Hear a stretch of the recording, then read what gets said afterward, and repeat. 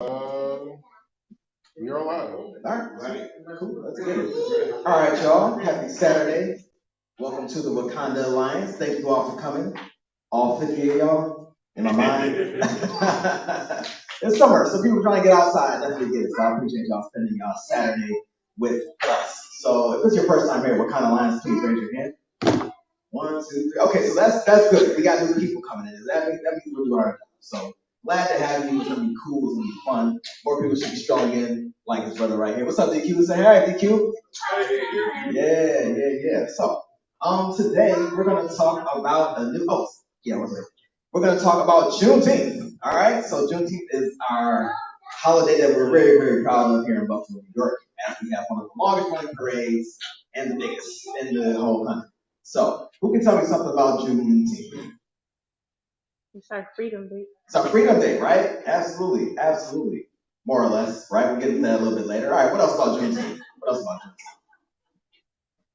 You got some? You just wait. All right. Where you go? Red, black, and green? Like the flag? Yeah, prop. Have you ever taken your kids to the Juneteenth? Not yet. This year? This year. Okay, all right. Looking forward to that. Cool. Yeah. It's gonna be a lot of excitement. I'm sure. June? To celebrate different black cultures, absolutely, right? There's black cultures all around the world. It's not just North America, South America, Caribbean, Africa. Wherever there is black people, there is black culture. Wherever there is black people, there is culture, right? So, absolutely. Great. Thanks for sharing. All right, so don't pay attention to this agenda because we're way off. All right. Our next events are June 17th. We're going to be throwing a Juneteenth party. So if you're around for that, make sure you're stressed before you come because it's going to be really, really exciting. A lot of dancing, a lot of fun. And then our next workshop is going to be on the 24th. Okay? If you want to volunteer or if you want to find out more, please either scan this QR over here or see Bella over at that table to scan the QR code over there. Say hi, Bella. Hi, Bella will be helping us out with some secretary stuff. So if you want, after you're done with this, sign it over there with Miss Bella. All right, cool. Let's get that. Special guest, Stephen Roberson. Mr. Roberson, welcome. Say hi, Mr. Roberson. Welcome, sir. Pleasure to have you here. Mr. Roberson is a master organizer. All right, it takes more than just we're trying to bring people together. Sometimes you can't just do it with free food. You gotta get into people's minds, get into people's hearts, right? And a little bit of free food, right, Mr. Roberson? Have you used free food to get people together? No? Okay, cool. That's why I said he's a master. What's that? One for what? For party, yes. Yeah, for party, yes. But for other things, right. That's what makes him a master organizer. So he's gonna be here joining us today and has some special words for us. All right, cool. All right. So those who have been here celebrating Juneteenth for a while, what's your favorite memory about Juneteenth? And I'll give you some time to think about that. But before I go into that, Otis, you're from Chicago, right? What's Juneteenth like in Chicago? No such thing. No such thing. It didn't exist until it got approved in national holiday until last year. Wow. Okay. So there was no parades. No. Okay. Interesting. Mr. Roberson, where's your hometown from? New Jersey, Westwood, New Jersey. Okay. The Hackensack. Yeah. Now, what was Juneteenth like there? Non-existent. Wow. Interesting. Yeah, that's interesting. I think Buffalo, we're on our 48th, 49th Juneteenth celebration. We've been doing those celebrations for a very long time. Miss Mama Marsh, first Juneteenth you ever went to? What was the first Juneteenth you ever attended? Either here or anywhere else? The first one? Yes, ma'am. Right, that you can remember. No, I can remember it very clearly. It was at Marcus Garvey Park on 119th Street, Harlem. In Harlem? Okay, interesting. In 1969. Okay, wow. Okay, Harlem. What was it like in Harlem? What was the energy like there? Well, it's energetic. Yeah. It's like when you're there, you forget that there's a world outside. Interesting. Everything just flows, and it's awesome. I like the feeling of that. That's kind of how I feel when I go to Juneteenth. I feel like, it's a very momentous occasion. Like the world kind of stops when I go to Juneteenth. So we get to just be as black as we want to, be as black as we can. We're loud, we're doing music, we're doing dancing, we're celebrating our cultures around the world. It's beautiful, it's beautiful. Anyone else want to talk about their first Juneteenth experience? Bella. I don't remember the first because like every year my whole life. So I don't know. Too. Okay. All right. Well, give me your favorite memory from Juneteenth. I know I was very Nice. With Girl Scouts, I used to be girl, so like with my elementary school girl team, my high school girl team, and then so the Juneteenth parade goes down in Tennessee, and I grew up on Bissell all the way. So every year was always like there, so it's not like I don't know, it just was always part of my life my whole life. Great. So every year. Oh, yeah, the drill team be going. Oh. This will be my first Juneteenth. All right, first Juneteenth. Woo! First Juneteenth is gonna be a good one. It's gonna be a good one. Since you got something too, bro. Go ahead, bro.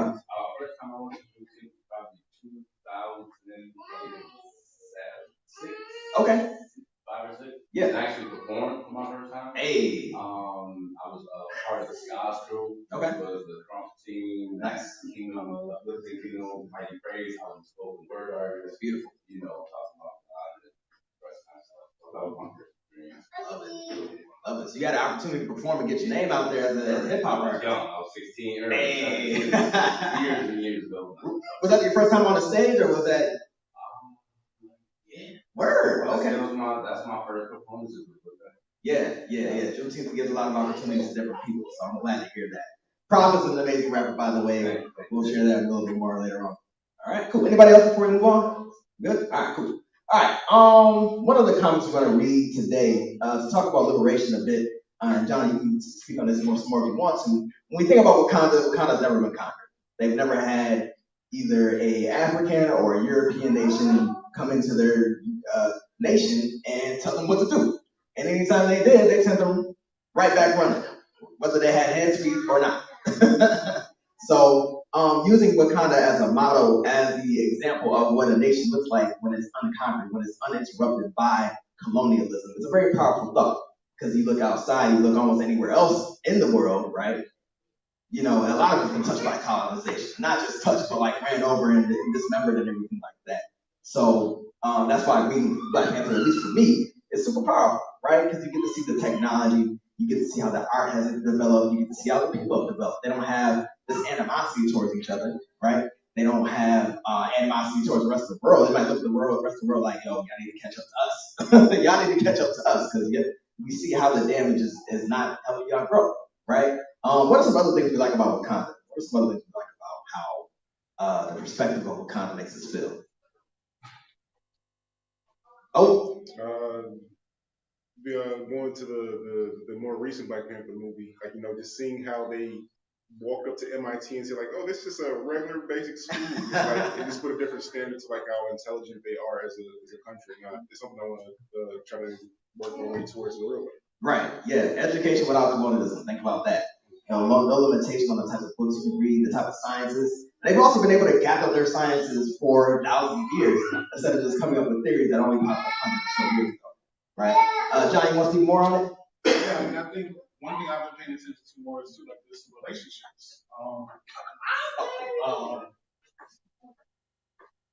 So I think a big thing for me is just and you'll see it in this particular comic, but like the relationships and the attitude they have toward themselves and outsiders.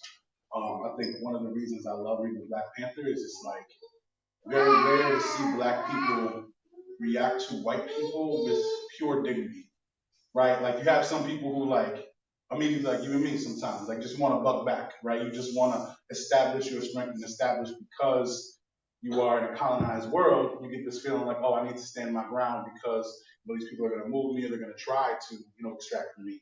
And I think what I love about, and I've always loved about reading T'Challa is just how he's just unbothered by how much power is around him or how much is going on and how Wakandans have this culture of looking to each other too. Like, in these moments where they're under attack and there's all this stuff going on, they're just like looking at their relationships. And that's all they're really concerned with is their relationships and what they're doing. So I really love the culture of it and the way that no matter what is going down, it's just cool.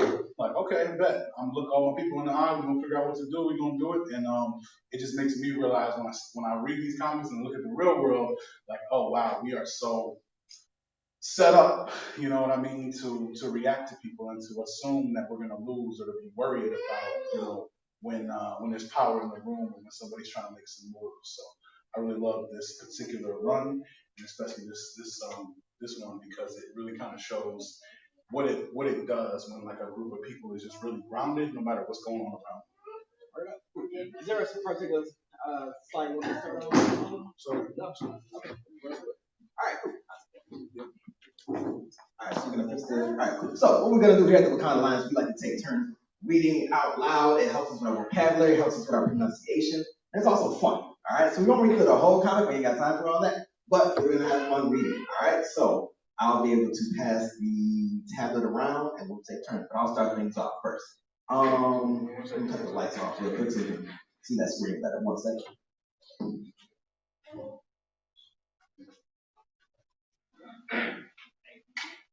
Okay. You trying to do both or just? Oh, that's right. Can you set it to virtual room on here? Oh, yeah.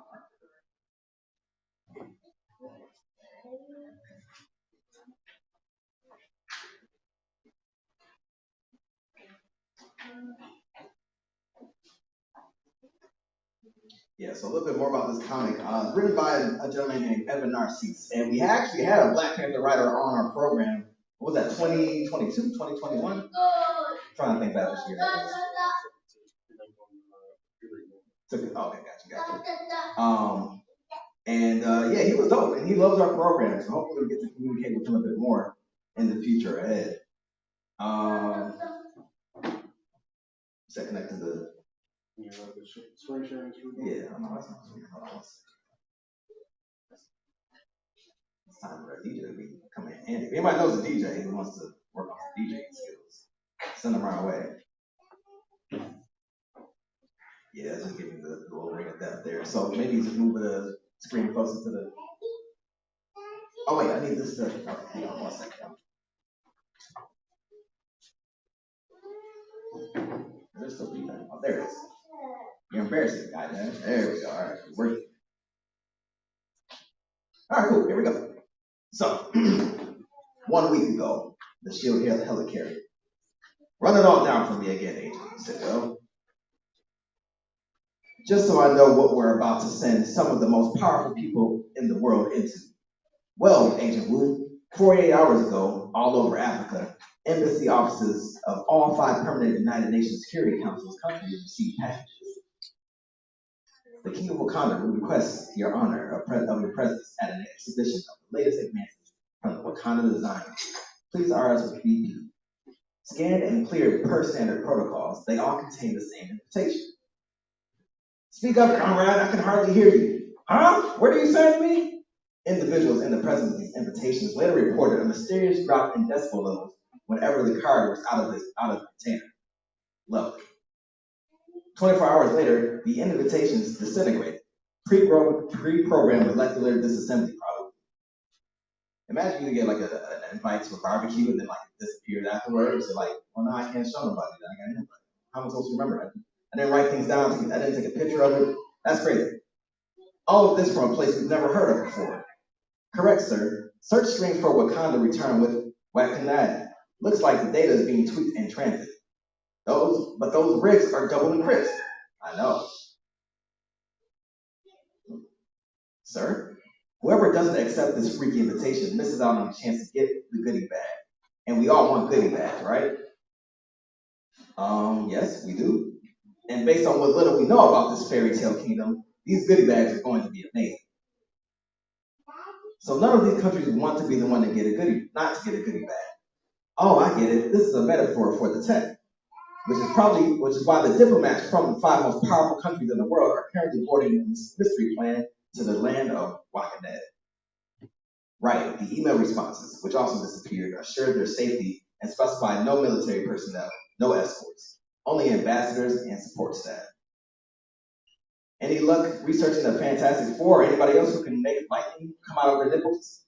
Sorry, didn't expect that line. Most active duty Avengers are off planet, and the Professor Richards and family are unreachable. But Mr. Stark said he'd send his bodyguard over. I guess he's a man of his word. Look out the window. Iron Man's a shield. I've got a visual on the plane. It's picking up speed at an insane rate, but sensors show no signs of vibration or heat increase. What's this thing made of? Just hang back, Mr. Iron Man. We don't want to spook this T'Challa guy. At this speed, they'll be halfway across the Atlantic in 30 minutes, diverting additional power to thrusters. The plane is gone. No visual and none of my sensors can pick it up. We are so fired hungry, sir. Will Fury, Gabe Jones, and the rest of the old howlers are on a fishing trip, so you'll have time to at least pack your desk up. All right, cool. So the Wakandas are basically covering their tracks, right? They don't want anybody to know what they're doing, right? So this is before Wakanda opened up themselves to the world. They just don't know what to expect. And so they have disintegrating invitations. They have a plane that can't be tracked, and they said no security, right? So imagine that. Let's say the President of the United States and the Prime Minister of Canada, Prime Minister of the UK, maybe 3 other world leaders are invited, right, to a random country where all this mysterious tech is, right? The idea of that is kind of scary. What do you think they're gonna find? I'm sorry. How about this? What do you think that what's one of their priorities on their minds, right? Imagine if they're going to a secret technologically advanced nation, right? What's the first thing they think? What can we get from this country? We want some of them goodie bags. We want some of that technology. We want some of that vibranium, right? Wakanda's ain't happening. You're gonna see why soon. All right. So, Jude, what up? How you feeling? Wanna come read? All right, come on up. Give it up for Jude. Y'all, it's the first time reading the Wakanda Alliance. What's up? Welcome, y'all. Welcome. Come on in. Come on in. All right. So, in order to advance, it needs to be lined up to the mic. This time, or swipe to advance. All right. Excuse me, Mademoiselle, and Wakanda could have someone. This lady just called somebody Wakanda. That's crazy. I am Dora Elijah, a warrior born. I do not serve refreshments. You may ask Moyo for your water. Then okay. You must be Kamoyo. Would it be possible to get some water? I am not Kamoyo. Kamoyo is all around you speak, and Kamoyo will assist. Kamoyo, hello. Bonjour, madam. Why was Jay fired or I'm sorry, this is French. I have no idea what this is. Anybody speak French in here? You have to stop, mama.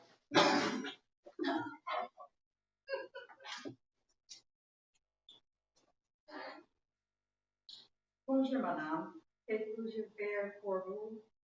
That means hello. Lady, Mrs. What can I do for you? And then, says, je voudrais and like some water. Like, please. Oh, okay, cool. Give it up for Mama Mark for reading that for us. I was going to struggle with that. Boy, advice, go ahead. oh, amazing voice. Recognition.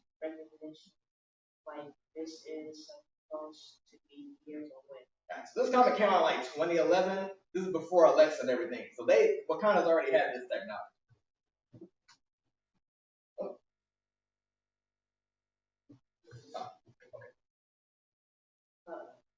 Start here. Tribunal Council Chamber, the Wakandan royal place. Our history signs off, and one Wakanda will feel Unified. There. Unified. Those who would plunder us. Does anyone know why T'Challa has called us here on such short notice? He's the king, doesn't really need a reason. Does he? Sam always scheduled and invite at least T'Challa. Best Western would have had a peace at Correct.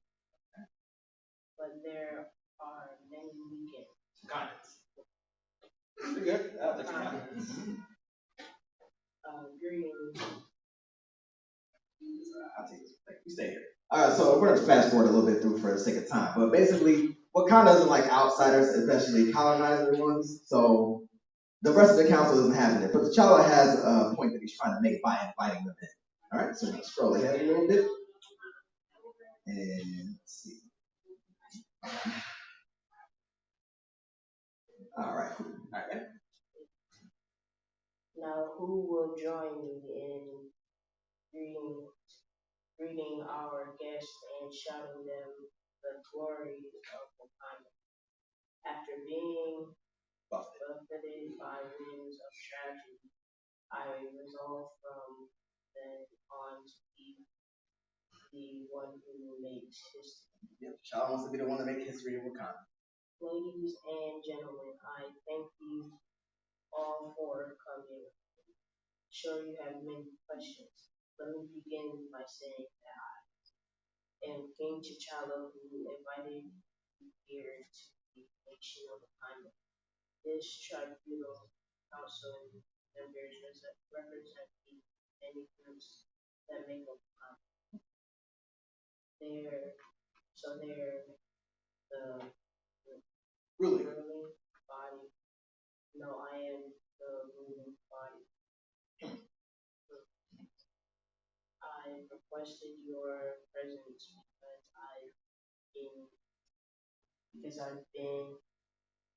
because I believe that Wakanda can make the world a better, safer place. Despite the efforts of some Wakanda has not suffered the same interruptions as elsewhere on the continent. All right, cool. Thank you, Drew. I appreciate you reading. Good job. Give it up for Drew. Anybody want to come up next and read? Anybody? Yeah, all right, I'll keep the train going. All right, cool. Ages ago, vibranium was shrouded in myth and mystery. Those capable of extracting the raw ore became valuable members of our society. Now they teach others at the Extraction Academy. You see, children, our metal that won't move unless you talk to it. Tell it its purpose. For centuries, we have had midwives in remote villages use hoops of vibranium to create quiet birthing circles to bring in babies into the world. Hunters and cuffs, anklets and spears, crafted from their metal so that their prey could not hear them coming. I need one of those. Man, the next process will be lit. All right. Our uninterrupted technological development, along with vibranium, has allowed Wakanda to create technologies found nowhere else on Earth. Whoop. Slide back. We're experimenting with building materials infused with vibranium's unique kinetic energy absorption properties. Imagine a city that can not only survive an earthquake, but harness all that terrible energy as a power source. The aircraft that brought you here uses prototype engines with vibranium enhancements that allow it to run cleaner, quieter, and faster. The plane that was also housed in a cloaking shell that absorbs and manipulates sound and visible lights. Funnily enough, it's the work of an ecologist who wanted to observe wildlife without being seen or heard. All right, so there was an ecologist that wanted to observe wildlife without being seen or observed. And that technology was adapted to make a plane invisible, right? So it's showing how different fields of technology can be applied to different things. Very impressive. All right. When deployed on a molecular level, vibranium can absorb the bonding forces that hold matter together. But don't worry, we've only run trials on small inanimate objects so far. That's me telling them I'm pretty sure they can disintegrate a tank if they wanted to. All right, cool. So I'll get into more of that later. Can I do a time check real quick? You have the time? 12:59. Okay, cool. So we'll get into our activity. So just think about all the technological advances that Wakanda has been able to attain without being interrupted by colonialism. So that's going to turn into our activity later on today. All right. So thank you all for reading. Think about it for Jude for his first time reading. We appreciate that, Jude. Now, Jude, you see Black Panther? One or two? Both. That's what I'm talking about. What was your favorite thing about Black Panther, just in general? Because it's like One is a black superhero. Boom. Yep. The example of it, it's like, what's the word? Like that. It's add relations to our culture. Okay. So, I feel like Nice. Okay. Dope. Okay, cool, man. Well, you're in the right place, Drew. I like that answer. I like that answer a lot.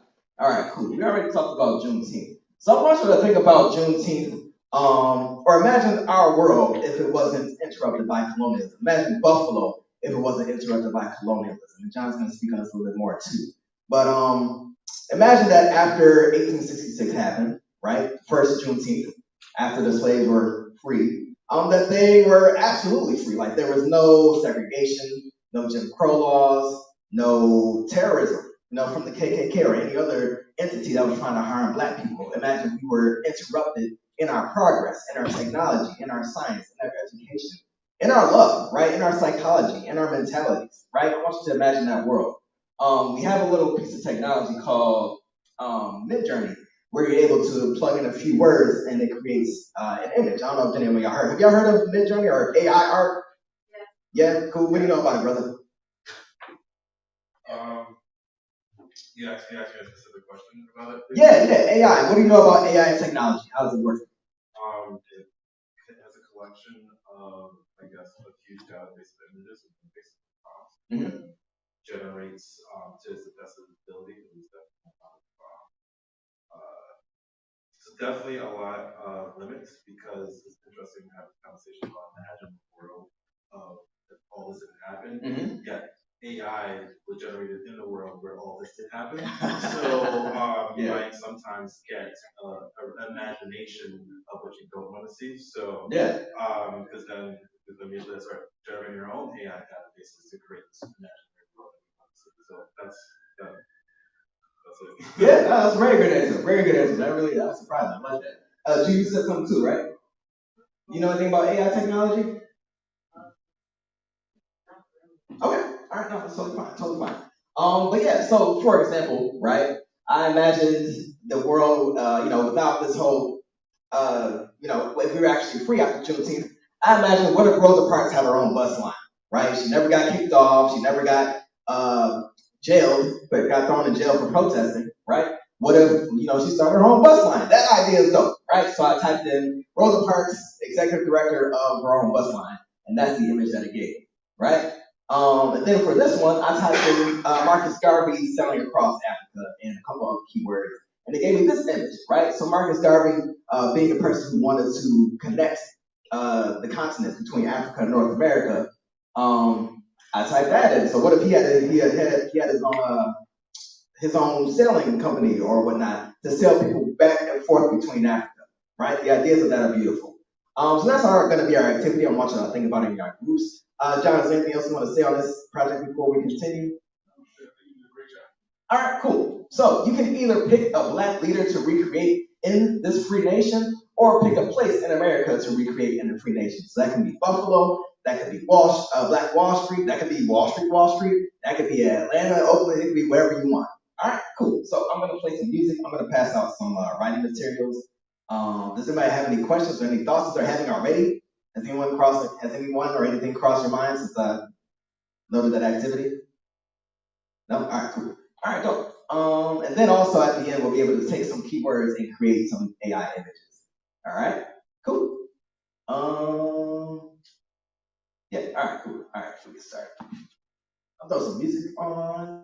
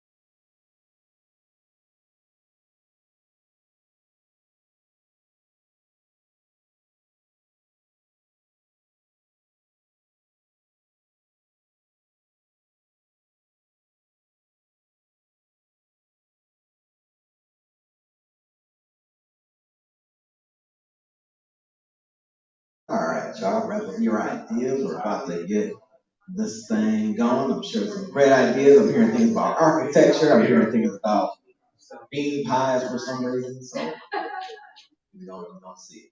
All right, cool. All right. Which table wants to start first with their ideas about this activity? Which table wants to start with their ideas about this activity? John, you're up first. Did you volunteer? Yeah. All right, cool. I can pass it to Mike. So we just had a whole interesting conversation about architecture. Okay. But when I was thinking about this activity for me, I just really, there was like Black Wall Street, but there was probably 70 other Black communities that really benefited from racism, right? Because white folks wouldn't work with them, so they had to build on their own. And I just imagine like a South, there's this whole idea of like a new Africa in the South because of how there's more Black people than white people. So I feel like if Juneteenth was real, we would see like, Houston, Texas, like Biloxi, Mississippi, Louisiana, all those cities in Alabama, all having really powerful Black economies and almost a Black nation within a nation. I mean, that's one of the big reasons why they did what they did, and they reconstructed the way that they did because of how much Black economic power was in the streets in the South. Cool. All right, I like that. Give it up for them. That was cool. Anybody else from that table?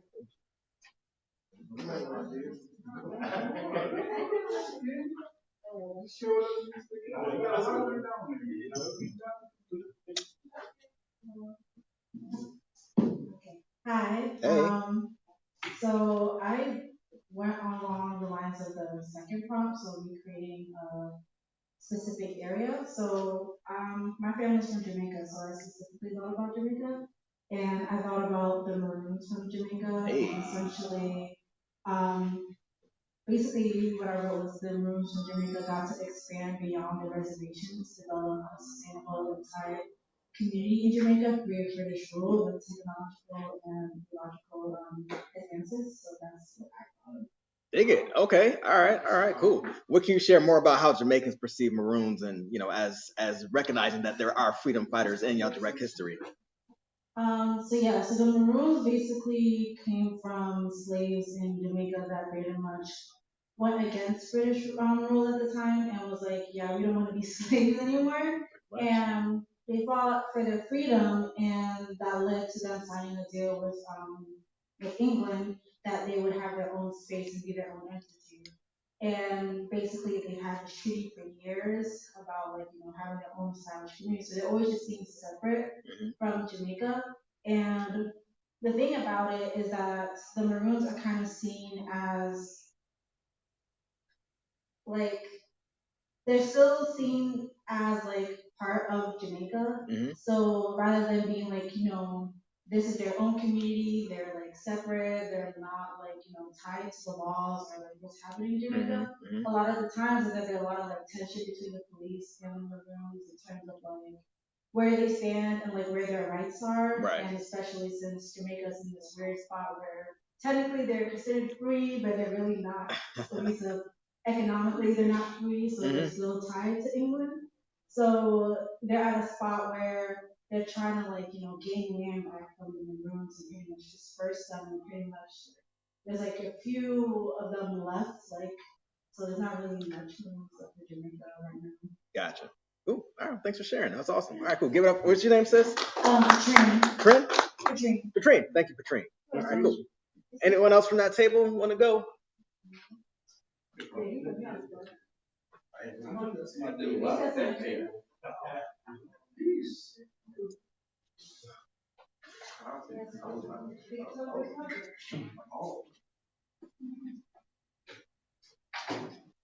Well, I was really engaged with the conversation we were having on here, so I didn't formally address the prompt.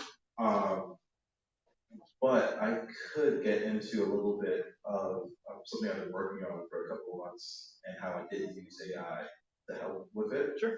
Or specifically the journey. But I got really into researching what ghetto means and what the hood means to us. I was inspired by this Instagram. It's called Hood Century, and he just drives around America, and just like finds architecture that we grew up with, and I wanted to not redefine what ghetto or hood means to us, but just analyze how could the hood mean something different outside of the negative connotations of what it means. Sure. So, because a lot of times when we talk about what we envision or we imagine our future to be, sometimes it has to have European centric vision, right? What is our vision? Sometimes what we're trying to escape, sometimes the vision is somewhere hidden. Sometimes the vision of the future we want that is wiped out from Eurocentric is hidden somewhere in the hoods, hidden somewhere in the projects, hidden because like we are trying to escape it because there's so much negative trauma that is connected to it, but there's also something about the hood and the ghetto that kept us moving as much. So that's how I used mid journey. Was going in words like the hood and the ghetto and see how that tied into Afrofuturism. So yeah, thank you. All right, yeah, that's dope. I like that a lot. Yeah, yeah, sure. Like you talking about it as we post. Yeah, I can show them. And also like I saw like a meme. There's a meme that says ghetto is just black culture that hasn't been capitalized yet. So absolutely. That's yeah. So that's really cool. All right, anybody want to go next? DQ? Okay, let's pop on Mars. Ready?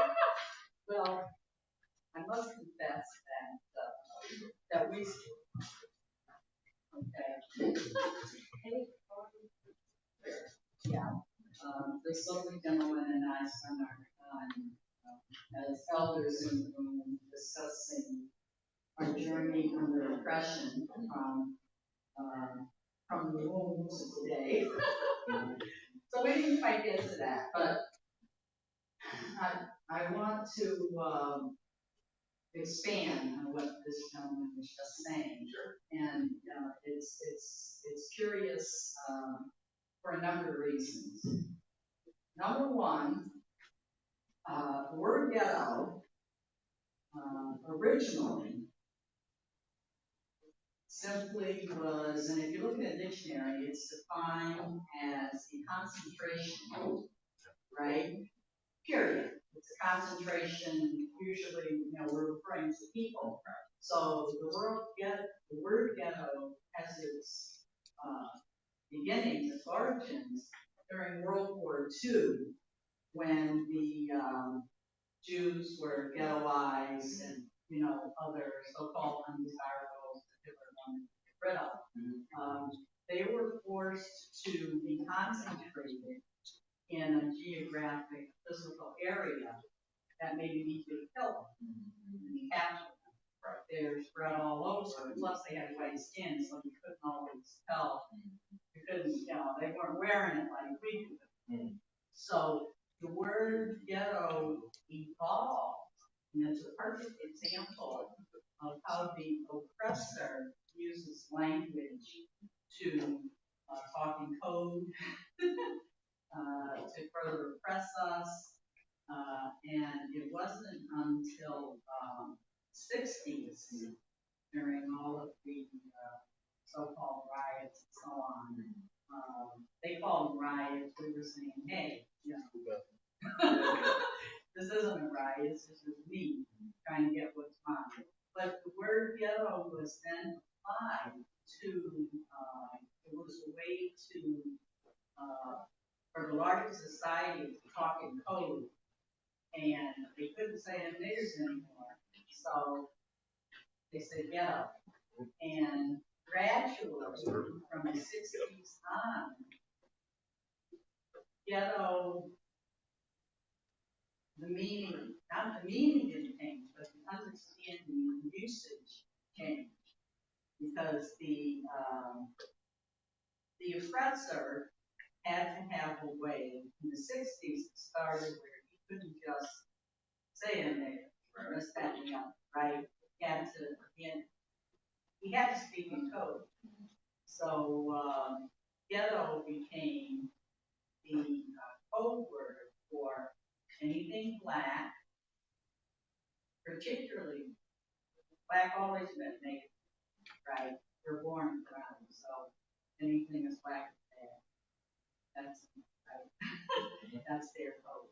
So ghetto became the word for black, but throughout the 60s, this was true.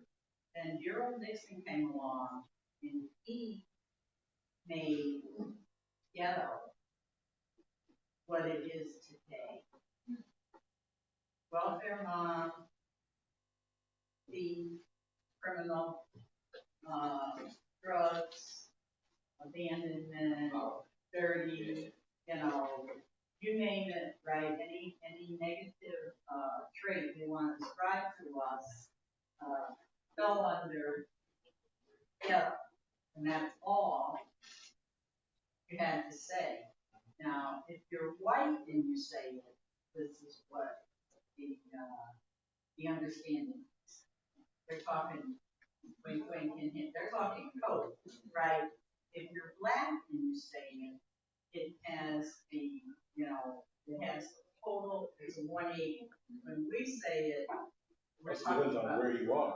Our space, right. Ghetto means something different in Brooklyn than it does in Buffalo, when it does in LA. Like subtly, it still means the same thing, but yes, it's our space, which goes back to the original definition, the original meaning, which is concentration. So there's a place that part of New York, some of my relatives live in, called Sugar Hill. Now Sugar Hill is a ghetto because all black. So, but it's not a ghetto of white folks, right? Yeah. Because it's a concentration of regular, home-owning black people who go to work, who bathe, right? Yeah. So when when we say these words, it's just kind of helpful sometimes. Being a Scrabble player and crossword person, I'm really like, kind of nitpicky when it comes to words, because they control, what do we want to do? We want to control the narrative. Dominant narrative, even about us, is spoken, written by somebody else who hates us. That's not right, right? So we have to, we black people have to be really, really intentional of the words that we use. They are powerful. Yep. So thank you for your contribution, because it brought up some issues that the young folks need to be looking at. Right, my brother? Thank you.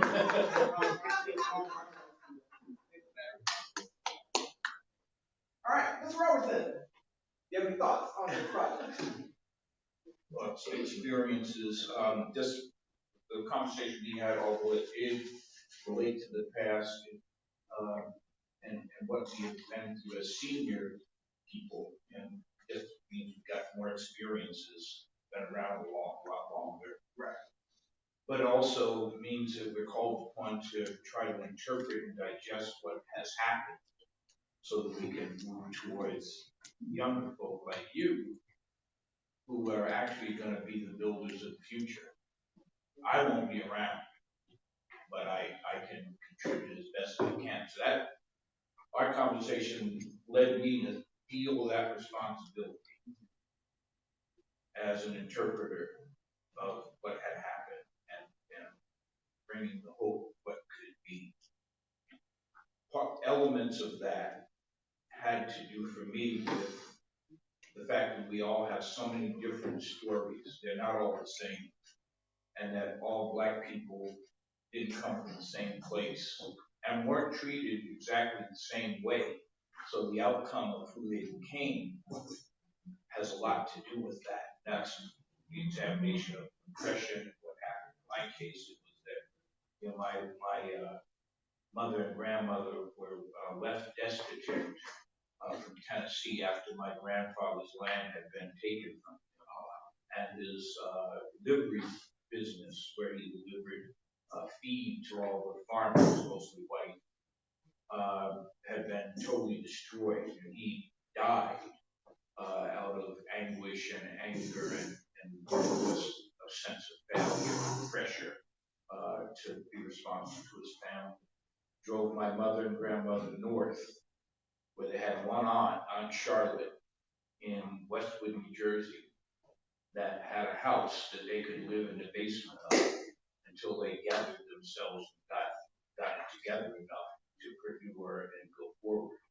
So to me, that taught me that no matter what examples you put in front of us of all the good blacks who succeeded and whatnot, I was there with my parents who actually did succeed as a domestic worker and a utility man and an all-purpose man who could go around and make his jobs and find them, even though he was an actual accomplished musician with pitch-perfect hearing, who could tune a piano without the use of a tuning fork. That's how acute his hearing was. But all of that got recognized by the few, but his house painting emerged as a real art. So anyway, just the whole power of being able to accomplish out of nothing, and out of things that were stolen from us, and the recognition that some of us survived and went forward. Millions of us were not so privileged and were eaten up by the oppression, and that therein lies the grief that drives us forward, like it did my mom, who spent years on her knees scrubbing floors so that I could be who I am. And that kind of focus, what it takes to be that disciplined and focused on your knees through, winter time, rain, whatever it took, that gave me a sense of honor and responsibility that I take forward now and say, what can I do to be present to those who will build going forward? So that's what our conversation agitated in me to get that clarity. Sorry for taking so much time. Do not apologize. This might be a good cue. Yes. Any positive feedback for this person? We're at Star Wars for our help table over here. Hello. Hi. You want to share your identity? Don't speak about this.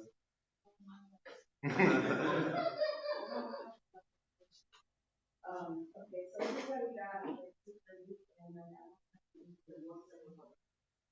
You followed the prompt. You did good. Go ahead. They said you followed the prompt. You did good. Yeah, I got some mid-journey in that. Oh, you did? Yeah.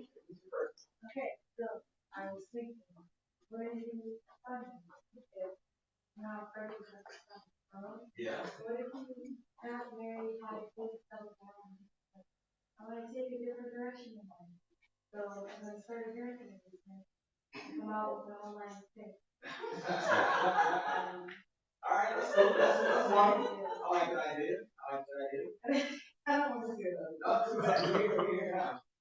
So the other one was, what if Malcolm X decided he wanted to like shut it up now after like the civil rights movement settled down with justice period, and now he wants to open up restaurant and make Work. Okay, cool. Not that same bean pie. All right, cool. Look at all this pro. So I took this idea. I love bean pie. So I took this idea. I put it in Midjourney, and the images that came before. So the hard thing about Midjourney is that when you're sourcing the images, it's looking up things from the internet. And if the internet is doesn't have a lot of a particular image, it makes it hard for the program to sort. So when I first started entering it was like putting black people's heads on pigs. That's like a paper. It's not even. I don't know. It was really weird. Yeah, no, it was weird. And then like I put like the black fish pick, and that's like I don't know. They just put somebody's head on a stick, and it was like, yeah, that's a pick, right? Like no, that's not what a pick. So it's very interesting. That's why. Yeah, I tried that, and I kind of got close. The closest I got was this. It was like. Like I get where they were going, but it wasn't. Yeah, that bottom left is actually kind of fire. And then there's only so many images of Frederick Douglass too, so it's like if you pick a random like for Afro, I'm like yeah, that's Frederick Douglass. So yeah, but the theme park one that worked out. That worked out. So there you go. Cool. All right, thanks for sharing, brother. That was kind of cool. Jude, do you have anything that you want to share from this one? Yeah. Junior burger. A junior burger? Yeah. Okay, I want to hear more about this.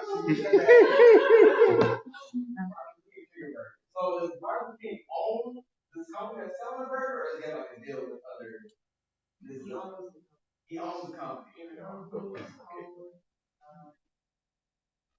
Junior Kings. Junior Kings. I like that. That's kind of fire, right? Okay, cool. Martin King Junior Burger. That's like the Waffle House of this, right?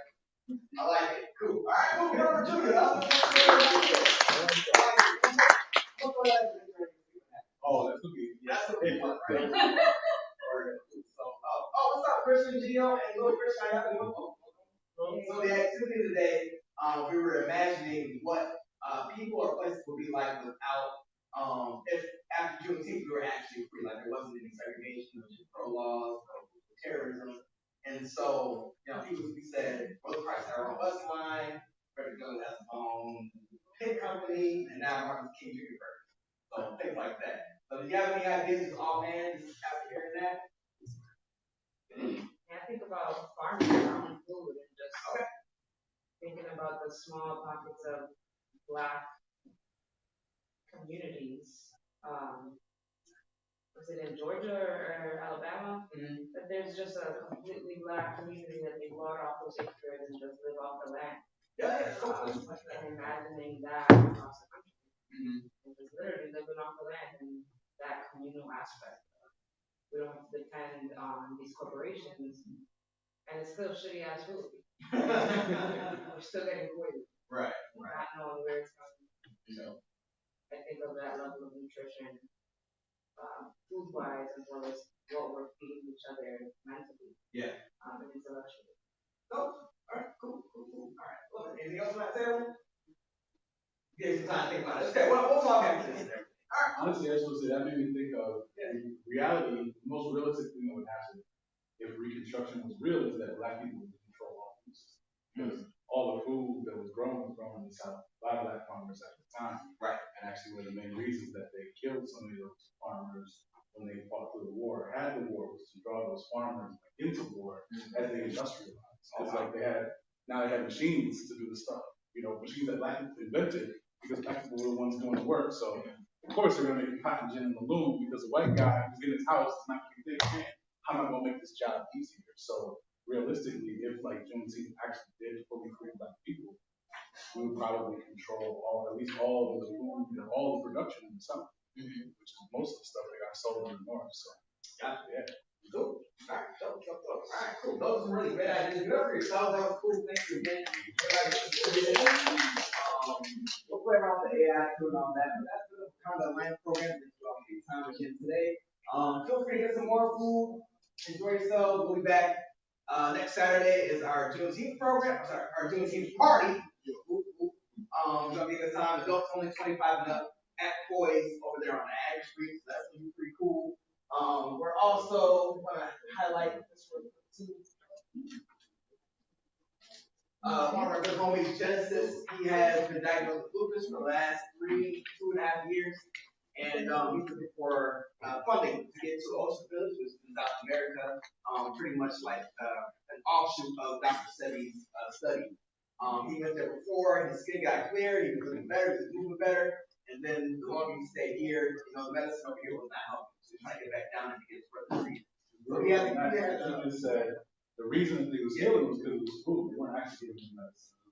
Food. They were thinking that they're indigenous to this particular place, one of the last places that hasn't had that colonized. So we're trying to raise money to get him back there. I don't listen to him. He's an amazing artist, rapper, and he's really political. All the stuff that we do, he doesn't actually throw $1,000. That'll get him back. I'm sure. Yeah, also he's coming out with an album too. So yeah, the album. He has a good name in the land. He's a good brother, right? So we want to help him out. He has a fundraiser on June 24th at Milky from 8 to 1 a.m. So definitely go check that out. All right. And then we'll have our next workshop on the 24th. So see you all there. And is that link, is that barcode